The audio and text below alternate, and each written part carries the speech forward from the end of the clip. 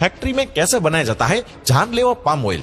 दोस्तों, जितने भी फैट प्रोडक्ट्स होते हैं उसके इंग्रेडिएंट्स में आपको पाम ऑयल का जिक्र जरूर मिल जाएगा। लेकिन ये पाम ऑयल होता क्या है, इसे बनाया कैसे जाता है और आखिर ये इंसानों के लिए जहर कैसा है, सब कुछ आज हम आपको इस वीडियो के जरिए बताएंगे। तो चलिए वीडियो को स्टार्ट करते हैं।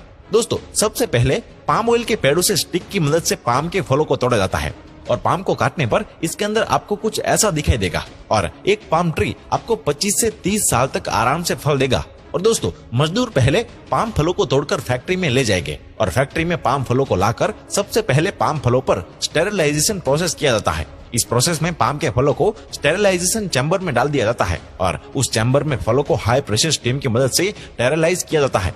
चैम्बर के अंदर 140 से 150 डिग्री तक का तापमान होता है। और दोस्तों, इस प्रोसेस में पाम ऑयल के बैक्टीरिया, फंगस और माइक्रो ऑर्गेनिजम्स को जड़ से खत्म करने के लिए किया जाता है। इसके बाद पाम के फलों को डिसइंफेक्ट करने के लिए उबाला जाता है, जिससे पाम के फलों के अंदर के माइक्रो ऑर्गेनिजम्स भी खत्म हो जाते हैं। इसके बाद दोस्तों, पाम के फलों को कन्वेयर बेल्ट की मदद से एक्सटेंडिंग प्लांट तक ले जाया जाता है। यहाँ पर दोस्तों, पाम फलों को एक स्टीपर के अंदर डाल दिया जाता है, जहाँ पर रोटरी बेल्ट घूमता रहता है और इन फलों की खाली ब्रांचेस को निकाल दिया जाता है। इस प्रोसेस के बाद सभी पाम के फलों को डाइजेस्टर मशीन में डाल दिया जाता है, जहाँ पर इन फलों को डाइजेस्ट करने लायक बनाने के लिए हीट का इस्तेमाल किया जाता है। और आप यह देख ही सकते हैं कि किस तरह से इस मशीन इन फलों का कचुम्बर बना रही है और इस मशीन से निकलने के बाद यहाँ पर पाम फल तो एकदम मसल चुके हैं। अब यहाँ से इस पूरे प्रोसेस के सबसे इम्पोर्टेंट पार्ट की तरफ चलते हैं, जहाँ पर इन कचुम्बर बने फलों को प्रोसेसिंग मशीन में डाल दिया जाता है और यह मशीन पहले पाम ऑयल के फाइबर को अलग करती है और दूसरी तरफ तेल को भी मशीन निकालती रहती है।